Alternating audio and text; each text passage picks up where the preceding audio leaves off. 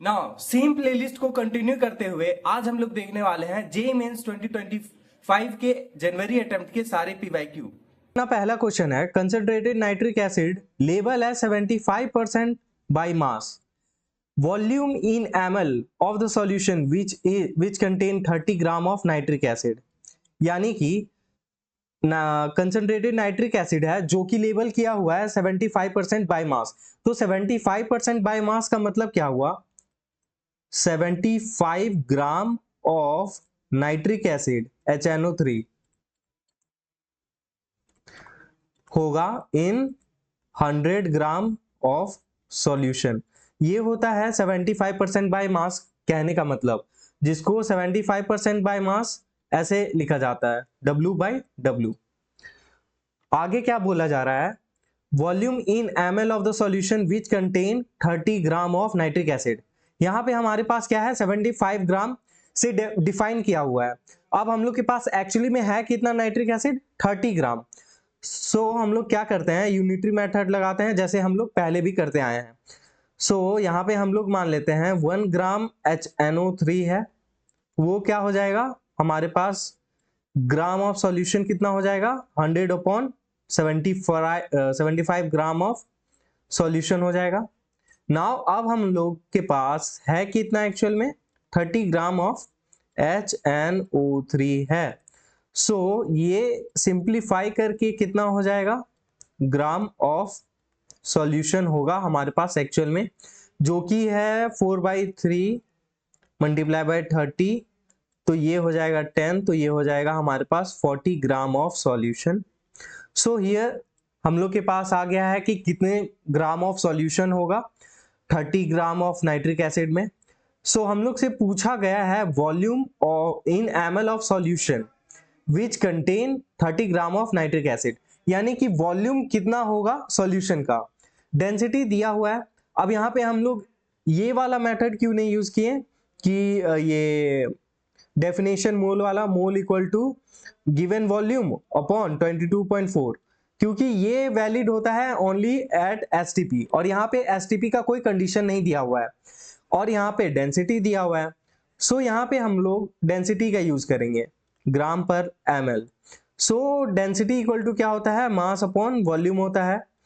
अब यहाँ पे हमारे पास डेंसिटी 1.25 दिया हुआ है, मास हमारे पास 40 ग्राम निकल के आ गया। अब हम लोग को वॉल्यूम निकालना है, तो वॉल्यूम इक्वल टू 40/1.25 हो जाएगा, ये होगा। और जिसको कैलकुलेट करने के बाद 32 ml आ जाएगा। सो नेक्स्ट क्वेश्चन है हमारा 20 ml of 2 molarity NaOH solutions added to 400 ml of 0.5 NaOH solution. Now final concentration of the solution क्या होगा हमारा, यहाँ पे हमारा नेचर ऑफ सॉल्यूशन क्या है, सेम है। सो हम लोग क्या ये यूज कर सकते हैं M1V1 plus M2V2 equal to MV1 plus V2।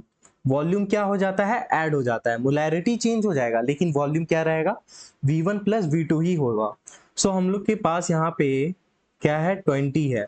अब यहाँ पे किसी भी हो मिलीलीटर में हो या लीटर में हो फर्क नहीं पड़ता, क्योंकि तीनों का डायमेंशन सेम रहना चाहिए बस, और वो कट हो जाएगा।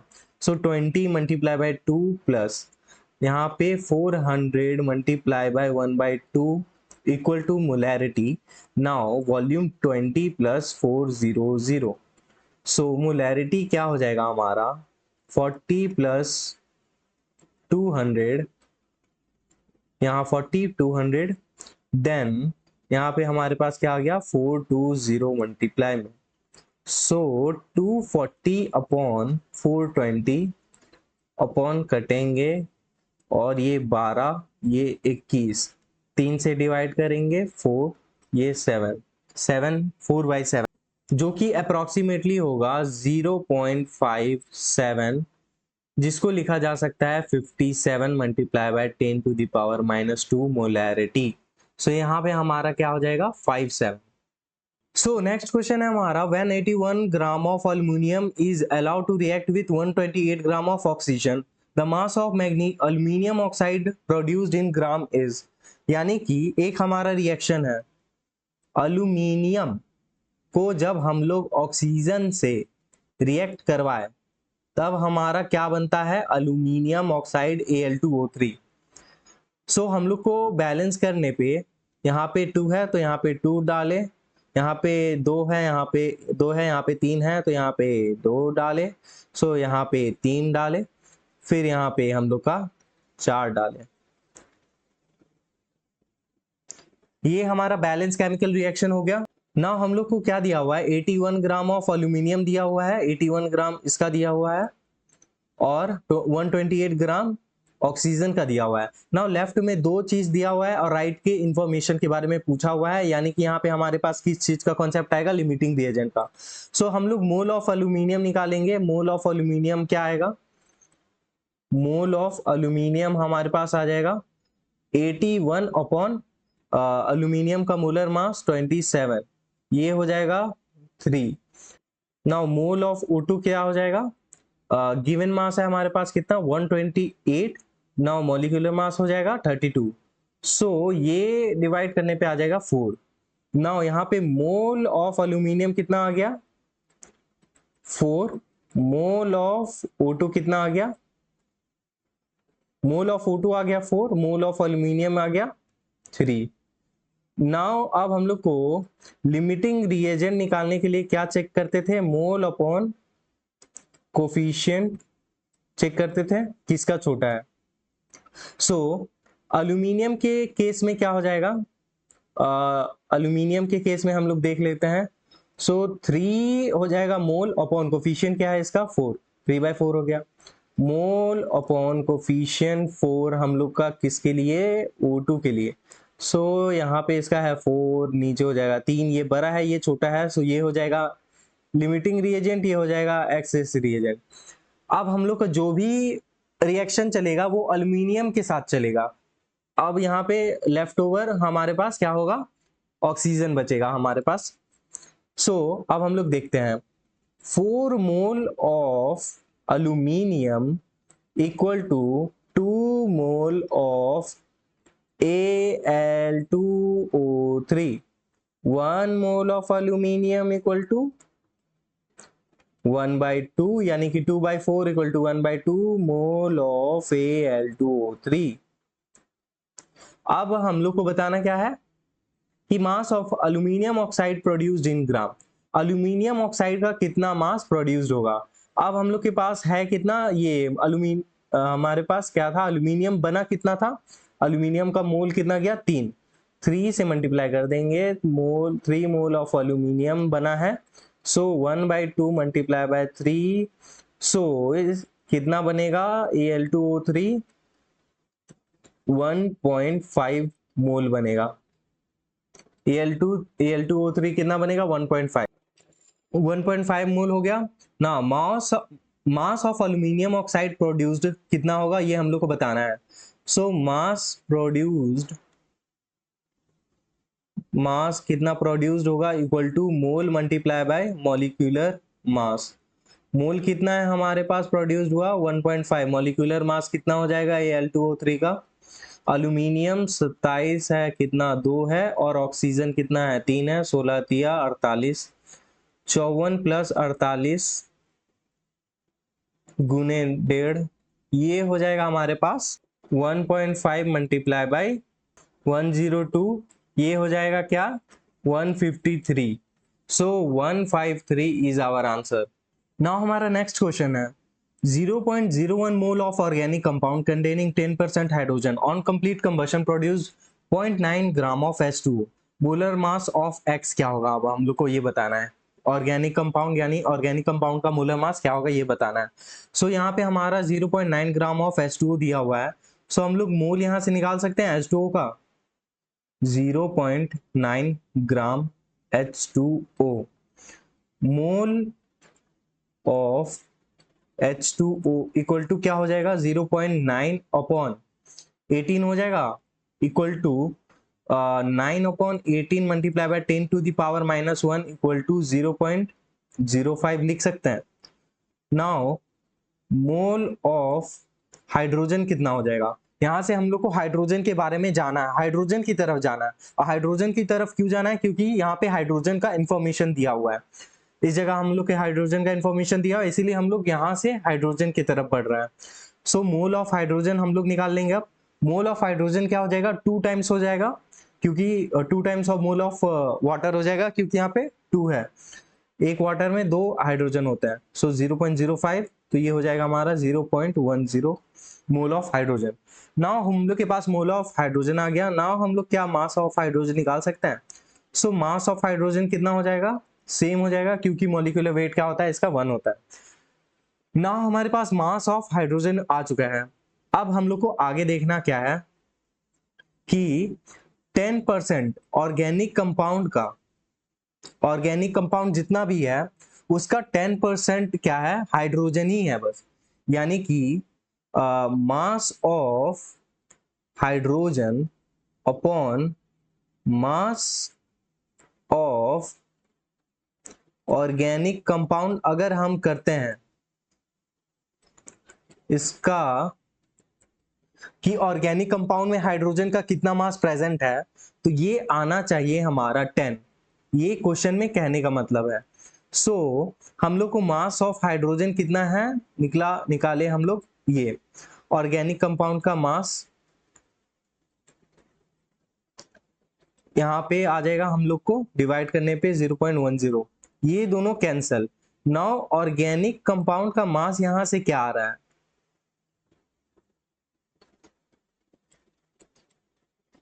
यहां से ऑर्गेनिक कंपाउंड का मास 1 ग्राम आ रहा है। अब हम लोग को क्या दिया हुआ है, 0.01 मोल ऑफ ऑर्गेनिक कंपाउंड दिया हुआ है, जिसमें कि 1 ग्राम मास है, जिसका 0.0 मोल ऑफ ऑर्गेनिक कंपाउंड का मास क्या है हमारा, 1 ग्राम यहाँ पे हमारे पास आया है। सो हम लोग का मोलर मास क्या हो जाएगा, मोलर मास क्या होता है, 1 मोल ऑफ ऑर्गेनिक कंपाउंड का मास। सो इसमें हमारे पास क्या आ जाएगा, ऑर्गेनिक कंपाउंड, ये हो जाएगा हमारे पास 100 gram. So 100 gram is our right answer. हाँ, तो अब हम लोग का नेक्स्ट क्वेश्चन है, x gram of benzoic acid on reaction with NaHCO3 release CO2 that occupy 11.2 liter volume at STP। यानी रिएक्शन हमारा क्या है कि एक बेंजोइक एसिड है COOH जो कि रिएक्ट करता है NaHCO3 से, और ये बन जाएगा हमारा क्या, COO और Na आ जाएगा, ये हो जाएगा। और हमारे पास रिलीज क्या हो जाएगा, CO2H2O, ये रिलीज हो जाएगा। ये हमारे पास बैलेंस केमिकल रिएक्शन है। अब हम लोग का ये क्या है, x ग्राम दिया हुआ है। अब और से हम लोग का 11.2 लीटर ये फॉर्म हो रहा है CO2, जो कि STP पे फॉर्म हो रहा है, ये इंपॉर्टेंट है STP। तो हम लोग को बताना है कि x कितना होगा, x का वैल्यू। नाउ यहाँ पे 11.2 है, यहाँ से हम लोग क्या फाइंड कर सकते हैं, एक यही हमारे पास नोन वैल्यू है।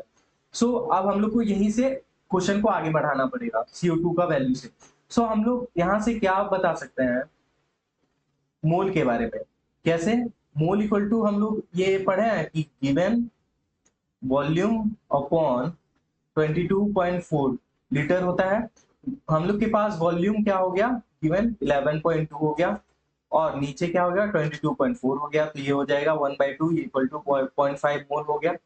0.5 मोल हो गया हमारे पास CO2।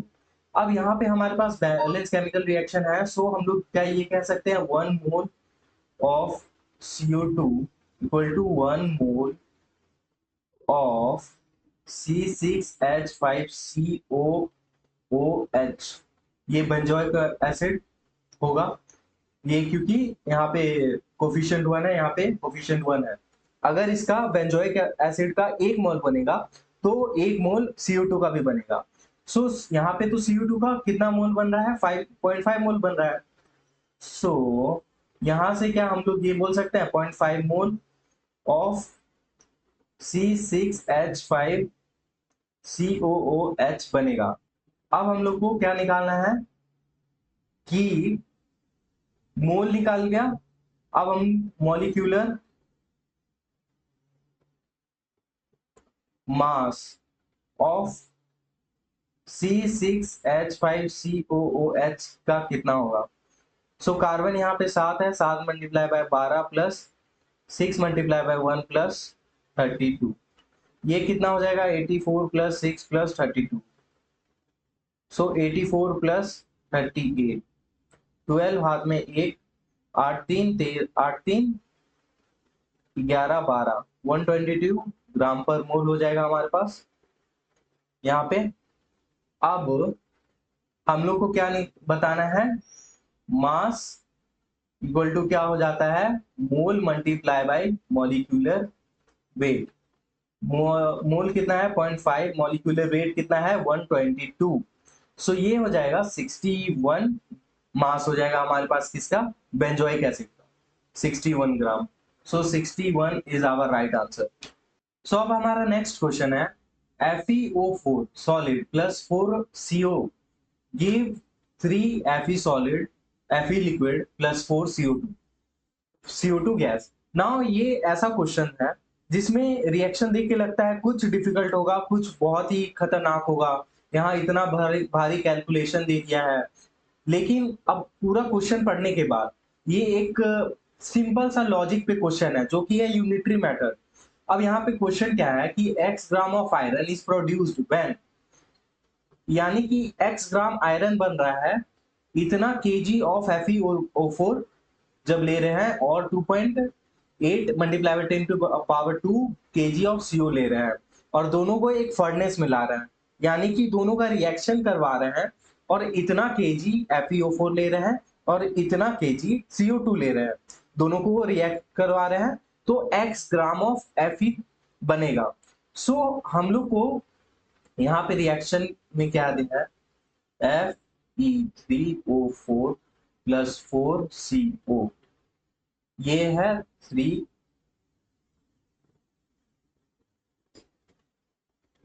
ये है 3Fe प्लस 4CO2। नाउ अब हम लोग को दिया हुआ क्या है कि ये कितना है?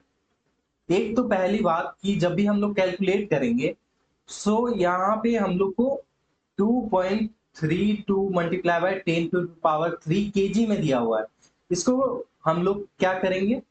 ग्राम में कन्वर्ट कर लेंगे, क्योंकि हम लोग को मोलर मास हमेशा ग्राम में दिया रहता है, यहाँ पे molar mass molar mass molar mass, so इसको 10 टू पावर 6 हो जाएगा ग्राम।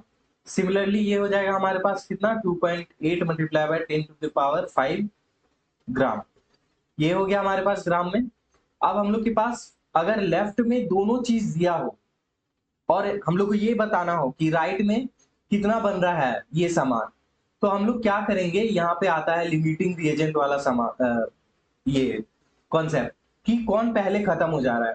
जो पहले खत्म हो जा रहा है उसके अकॉर्डिंग ये बनेगा।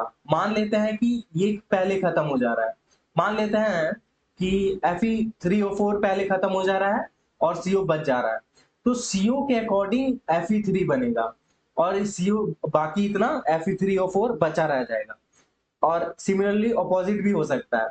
सो पहले हम लोग को लिमिटिंग रिएजेंट निकालना पड़ेगा, उसके लिए हम लोग को क्या करना पड़ेगा? मोल अपॉन कोफिशिएंट से देखना पड़ेगा रेशियो किसका बड़ा है, छोटा है। सो यहाँ पे हम लोग पहले लिख लेते हैं मोल कितना? मोल ऑफ Fe3O4 कितना है? सो मोल ऑफ Fe3O4 हो जाएगा given mass 2.32 multiply by 10 to the power 6 gram और 2.32। अब ये क्या हो जाएगा? 232 10 to the power 4 equal to 10 to the power 4। अब मोल ऑफ CO निकाल लेता है। Mole of CO equal to क्या हो जाएगा? Given mass 2.8 multiply by 10 to the power 5 upon molecular mass कितना हो जाएगा इसका? 28, यानी ये भी हो जाएगा हमारा 10 टू द पावर 4। दोनों का मास क्या है? मोल क्या है? सेम आ रहा है। अब हम लोग को लिमिटिंग रिएजेंट निकालने के लिए क्या एक कॉन्सेप्ट हम लोग यूज करते थे? Mole upon coefficient. Mole upon coefficient जिसका बड़ा होगा वो एक्सेस रिएजेंट, जिसका छोटा होगा वो लिमिटिंग रिएजेंट। सो मोल अपॉन कोफिशिएंट Fe3O4 का क्या है? 10 टू दी पावर 4 अपॉन यहाँ पे कोफिशिएंट क्या है, ये बैलेंस केमिकल रिएक्शन है, सो ये 1 हो गया, मोल अपॉन कोफिशिएंट हम लोग का 4 CO, ये हो जाएगा 10 to the power 4 upon 4। So ये हमारा CO का क्या है, छोटा है, so CO is LR। Limiting reagent पता चल गया। अब हम लोग क्या करेंगे, यूनिटरी मेथड लगाना शुरू कर देंगे। सो हम लोग का रिएक्शन से क्या हो रहा है, 4 mole of CO equal to 3 mole of Fe। ये है हमारा reaction, balance chemical reaction. Now हम लोग के पास मोल कितना है, 10 टू दी पावर 4। बीच में एक और है कि यहाँ पे हम लोग पहले 1 में जाते हैं, 1 mole of CO equal to क्या हो जाएगा, 3/4 मोल ऑफ Fe। नाउ यहाँ पे हम लोग 1 में आ गए। अब हम लोग के पास है कितना एक्चुअल में, 10 टू दी पावर 4 मोल है ऑफ CO, तो ये हो जाएगा 3/4 multiply by 10 to the power 4 mole of Fe बनेगा, मोल ऑफ Fe। सो इसको कैलकुलेट करने पे हमारे पास आंसर आएगा 7500 मोल ऑफ Fe। नाउ अब हम लोग को पूछा क्या है कि x kg of iron is produced, यानी कि हम लोग को बताना है कि कितना आयरन बना, और वो भी कितने केजी में बताना है। सो हम लोग को अब आयरन मास निकालना है, कितना प्रोड्यूस्ड हुआ, mass equal to mole multiply by iron का वेट, मॉलिक्यूलर वेट। अब इसको कैलकुलेट करेंगे तो हमारे पास आएगा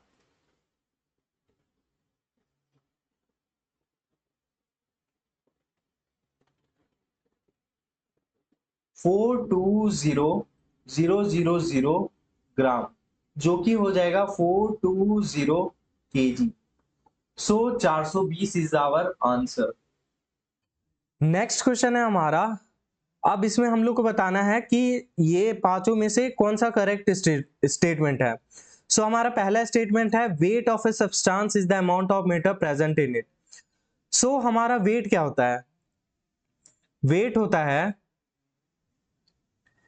होता है क्या, force exerted by the gravity on the object, जो कि हमारे पास यहां लिखा हुआ है, force exerted by the gravity on an object. यानी कि मान लेते हैं हम लोग धरती पे हैं, अर्थ पे, और मान लेते हैं हम लोग मून में हैं, तो यहाँ पे हमारा वेट है मान लो 50 kg, लेकिन अगर हम लोग मून में चल जाए तो हम लोग का वेट घट के कम हो जाएगा, मान लेते हैं 30 kg। सो यहाँ पे 30 kg वेट हो गया, यहाँ पे 50 kg वेट हो गया, लेकिन हम लोग तो उतने ही थे ना। सो यहाँ पे वेट डिफर कर जाता है, बिकॉज की वेट एक्चुअल वेट नहीं होता है हमारा, वो क्या होता है, फोर्स होता है, जो कि ग्रेविटी द्वारा लगाया हुआ होता है। ग्रेविटी किसका, यहाँ पे अर्थ का ग्रेविटी ज्यादा होता है, इसीलिए अर्थ का ग्रेविटी का वैल्यू ज्यादा होता है, और यहाँ पे मून का ग्रेविटी का वैल्यू कम होता है, इसीलिए यहाँ पे वेट का वैल्यू ज्यादा हो जाएगा और यहाँ वेट का वैल्यू कम हो जाएगा। सो ये हमारा ऑप्शन गलत हो गया। Now mass is the force exerted by gravity on an object. So ये भी गलत है, क्योंकि ये क्या है, ये वेट का डेफिनेशन है। अब मास का डेफिनेशन ऊपर लिखा हुआ है, मास का डेफिनेशन क्या होता है, amount of matter present in it, यानी कि मास हमारा यहाँ पे 50 kg होगा तो यहाँ पे भी 50 kg होगा। मास वो होता है अमाउंट ऑफ मैटर, यानी कि एक्चुअली जो तुम्हारे पास मैटर हो वो कहीं चेंज नहीं होता है, वो ग्रेविटी पे या किसी और चीज पे एक्सटर्नल पे डिपेंड नहीं करता है, वो इंटरनल प्रॉपर्टी है, और वेट एक्सटर्नल प्रॉपर्टी है।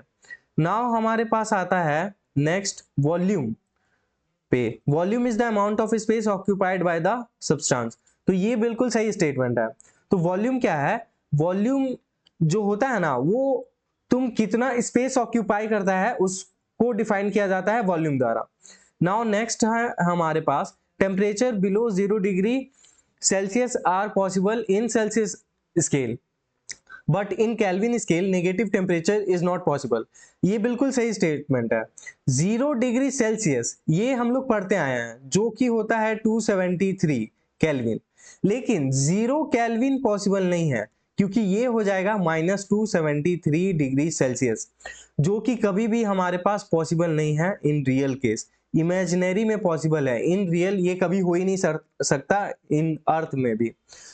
अब हमारे पास नेक्स्ट क्या है, precision refers to the closeness of various measurement for the same quantity. मान लेते हैं कि किसी ऑब्जेक्ट को हम लोग मेजर कर रहे हैं, तो हमारे पास एक बार मेजर किए 9 आया, दूसरी बार मेजर किए 9.1 आया, फिर मेजर किए 8.9 आया, ऐसे ऐसे करके हमारे पास वैल्यू आते गया।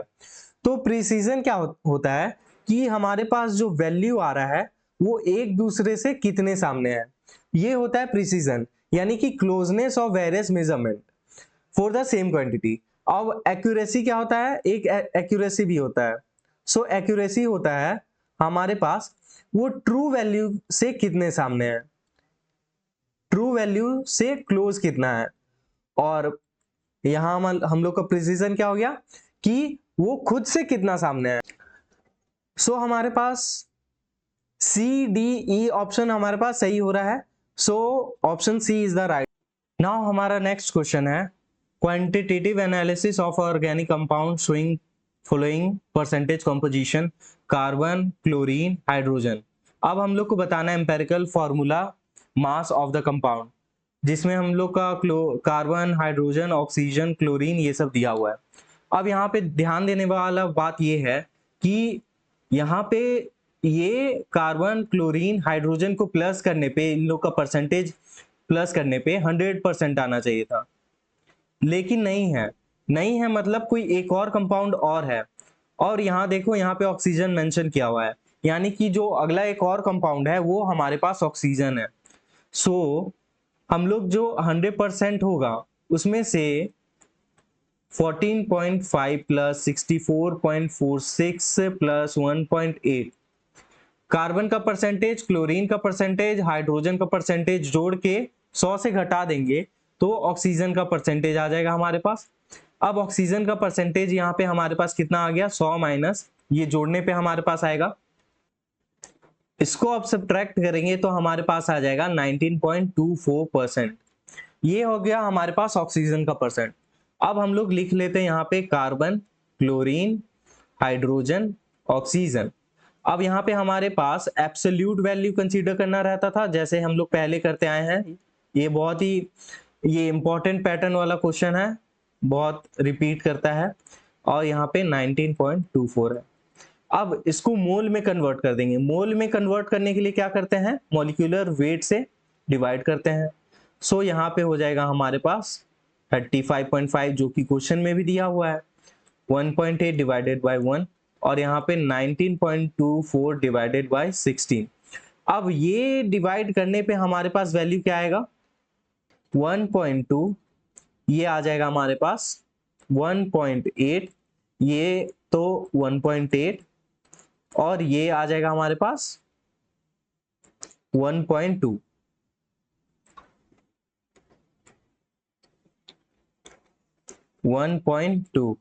अब ये हमारे पास अप्रोक्सीमेटली वैल्यू होता है, ऐसा नहीं कि ये 1.2 एग्जैक्टली आ रहा है, ये 1.2 समथिंग समथिंग आ रहा है, लेकिन अप्रोक्सीमेटली ले रहा है। अब इसके बाद हम लोग क्या करेंगे, ये देखेंगे कि सबसे छोटा वैल्यू क्या है। यहाँ पे सबसे छोटा 1.2 है, तो सारे नंबर को 1.2 से डिवाइड करते जाएंगे, divided by 1.2 divided by 1.2 divided by 1.2। Now ये हो जाएगा 1, ये हो जाएगा 3/2, ये हो जाएगा 3/2, ये हो जाएगा 1। अब यहां से 2 से मल्टीप्लाई कर देंगे, नीचे हम लोग फ्रैक्शन में नहीं रखना है। अब ये हो गया हमारा, ये हो जाएगा यहाँ पे 2। नाउ ये हो गया हमारे पास 2 3 3 2। अब ये क्या आया, ये आ गया हमारा जो यहाँ पे हमारे लगने वाला है, सेम लाइन में लिखना है। यहाँ पे आ गया 2, यहाँ पे 3, यहाँ पे 3, यहाँ पे 2। ये आ गया हमारे पास एम्पेरिकल फॉर्मूला। अब एम्पेरिकल फॉर्मूला का मास निकालना है, तो इसका मास निकाल लेंगे, +3 मल्टीप्लाई बाय क्या करना है, chlorine 35.5, now 1 multiply by hydrogen 3, now oxygen 2 multiply by 16। अब इसको कैलकुलेट करेंगे जब हम लोग, तो यहाँ पे 24, यहाँ पे 106.5 प्लस यहाँ पे 3 प्लस यहाँ पे 32। अब इसको कैलकुलेट करने पे हमारे पास क्या आ जाएगा, 165.5 ग्राम पर मोल। अब यहाँ पे हमारे पास 10 टू द पावर -1 में पूछा है, तो 1655 multiply by 10 to the power -1 gram per ml पर मोल हमारे पास क्या आ जाएगा। सो यहाँ पे हमारे पास वैल्यू 1655 आएगा। नाउ नेक्स्ट क्वेश्चन है हमारा, molarity of 70% mass by mass aqueous solution of a monobasic acid X is dash 10 to the power -1 molarity. ये याद रखना कि 10 to the power -1 है यहाँ पे। अब डेंसिटी ऑफ एक्वा सॉल्यूशन यहाँ पे दिया हुआ है। सो हम लोग स्टार्टिंग यहाँ से करेंगे 70% mass by mass. So 70% mass by mass यानी W/W, इसका मतलब क्या हो गया कि 70 gram of solute present in 100 gram of solution, इसका मतलब यही हुआ। नाउ अब हम लोग को यहां से मोलैरिटी में क्या क्या चाहिए होता है, मोल चाहिए होता है और वॉल्यूम चाहिए होता है सॉल्यूशन का। सो हम लोग के पास यहाँ पे मास है सॉल्यूशन का 100 ग्राम और मोल यहाँ पे मास है सॉल्यूट का 70 ग्राम। सो इसको मॉलिक्यूलर वेट से डिवाइड कर देंगे तो मोल आ जाएगा। मोलर मास ऑफ एसिड हम लोग को दिया हुआ है, molar mass of acid equal to कितना दिया हुआ है, 70 ग्राम पर मोल दिया हुआ है। नाउ हम लोग के पास गिवन मास भी कितना है, 70 ग्राम है। नाउ मोल क्या हो जाएगा, गिवन मास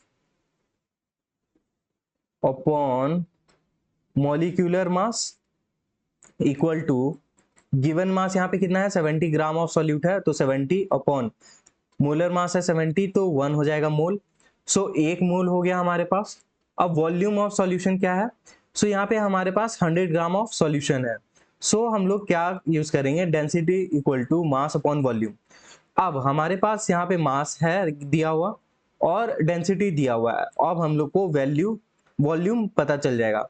सो density upon mass upon density हो जाएगा। मास है हमारा कितना 100 और हमारे पास डेंसिटी कितना है 1.25, इसको डिवाइड करने पे हमारे पास यहाँ पे 80 आ जाएगा और ये होगा हमारा ml में, जो कि हम लोग 80 अपॉन 1000 करेंगे तो यहाँ पे हमारे पास 0.08 लीटर आ जाएगा।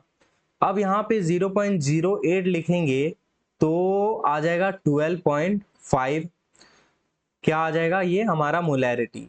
अब हम लोग को इसको 125 multiply by 10 to the power 1 molarity लिख सकते हैं। सो यहाँ पे हमारे पास 125 आ जाएगा, 10 टू द पावर -1 यहाँ पे गिवन है।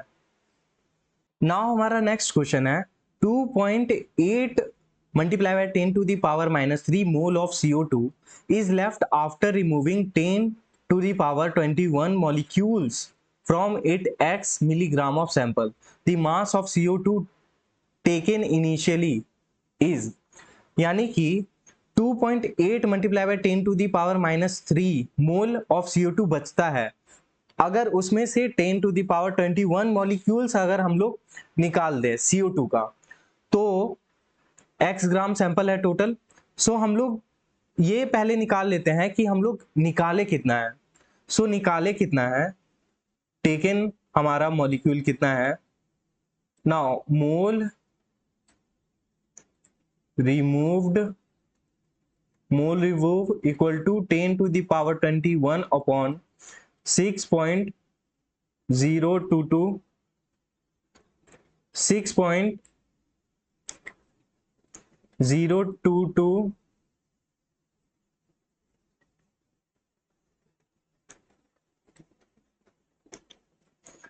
6.02 multiply by 10 to the power 23। यहाँ पे वही वैल्यू लेना है जो कि क्वेश्चन में दिया हो। अब इसको कैलकुलेट करने जाएंगे तो यहाँ पे 6.02 रहेगा और यहाँ पे 21 माइनस 23 हो जाएगा तो -2 आ जाएगा, जिसको फर्दर सिंप्लीफाई करेंगे तो 1.66 multiply by 10 to the power -3 mole हो जाएगा।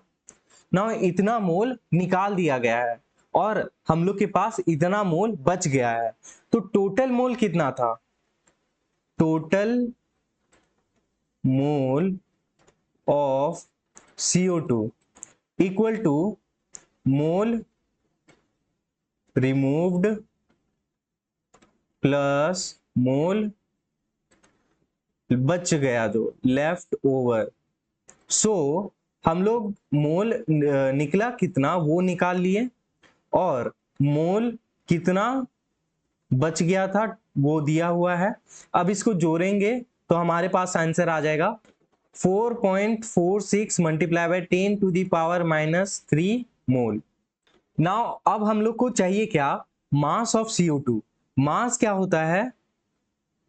मास ऑफ CO2 चाहिए। तो मास क्या होता है? मास होता है हमारा mole multiply by molecular mass. Molecular mass. So यहां पे हमारे पास कितना मोल है? 4.46 multiply by 10 to the power -3 और मॉलिक्यूलर मास ऑफ CO2 कितना होता है? 44। अब इसको कैलकुलेट करेंगे तो हमारे पास आंसर आ जाएगा 0.196 ग्राम, जिसको लिखा जा सकता है 196 milligram. So option B is our right answer. Now हमारा नेक्स्ट क्वेश्चन है, element composition of compound is 54.2% carbon, 9.2% hydrogen, 36.6% oxygen. Molar mass of the compound is 132 gram per mole. Molecular formula of the compound क्या होगा हमारे को ये बताना है। जब भी हमारे को परसेंटेज में कार्बन, हाइड्रोजन, ऑक्सीजन दिया हो तब हम लोग इसको एब्सोल्यूट वैल्यू मान लेते हैं इन ग्राम। हम लोग यहाँ पे क्या करेंगे? 54.2 ग्राम ऑफ कार्बन लिख लेंगे, रेशियो में रखेंगे 9.2 ग्राम हाइड्रोजन का रख लेंगे, फिर 36.6 हम लोग ऑक्सीजन का ले लेंगे। नाउ इसको डिवाइड कर देंगे 54.2 डिवाइडेड बाय हमारे पास ये क्या है? कार्बन है। कार्बन से डिवाइड कर देंगे मॉलिक्यूलर मास से, तो ये हो जाएगा हमारे पास मोल। मोल का रेशियो। नाउ ये ग्राम का था, इधर हमारे पास मोल का रेशियो आ जाएगा 9.2 divided by 1। Now 36.6 divided by हो जाएगा यहाँ पे 6। इसको डिवाइड करने पे हमारे पास आएगा 4.52, 9.2 एंड 2.28। नाउ ये तीनों नंबर आने के बाद जो सबसे छोटा नंबर है उसको तीनों से डिवाइड कर देंगे। ऐसा इसलिए करते हैं ताकि एक तरफ हमारे पास 1 बन जाए।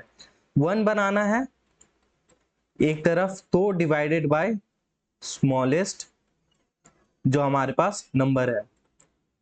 इसमें हमारे पास अप्रोक्सीमेटली देखना है, हमारे पास इसको डिवाइड करेंगे तो 2 आएगा, इसको डिवाइड करेंगे तो 4 आएगा, इसको डिवाइड करने पे एग्जैक्टली 1 आएगा। अब ये हमारे पास जो नंबर आया है 241 का रेशियो में, ये क्या हो जाएगा हमारे पास? कार्बन, हाइड्रोजन, ऑक्सीजन के नीचे लगा देना है। ये जो हमारे पास फॉर्मूला बन रहा है C2H4O1, O0 लिख दिए हैं यहाँ पे, O1, तो ये इसको बोलते हैं empirical formula. Now empirical formula हमारे पास आ गया। अब हम लोग को क्या निकालना है? मॉलिक्यूलर फॉर्मूला निकालना है। तो एक फॉर्मूला होता है n, एक नंबर है जो कि मल्टीपल होता है, जो कि डिफाइन किया जाता है as a molecular mass divided by empirical mass. अब हमारे पास मॉलिक्यूलर मास कितना दिया हुआ है? 132। मॉलिक्यूलर मास कितना हो जाएगा? 12 multiply by 2 plus 4 multiply by 1 plus 16, जिसको सॉल्व करने पे हमारे पास 44 ग्राम पर ml आएगा। 44 लिखेंगे तो ये हो जाएगा हमारे पास 3, यानी कि ये जो n है, n क्या होता है? C2H4O1 ये एम्पेरिकल फॉर्मूला है, इसमें हम लोग n लिख देंगे तो ये हो जाएगा हमारे पास मॉलिक्यूलर फॉर्मूला, और n का वैल्यू यहां हमारे पास क्या है 3 है, तो यहाँ पे 3 लिख देंगे तो ये हो जाएगा हमारे पास C6H12O3 जो कि हमारे पास मॉलिक्यूलर फॉर्मूला पूछा गया था और हम लोग निकाल लिए हैं। So option D is the right answer.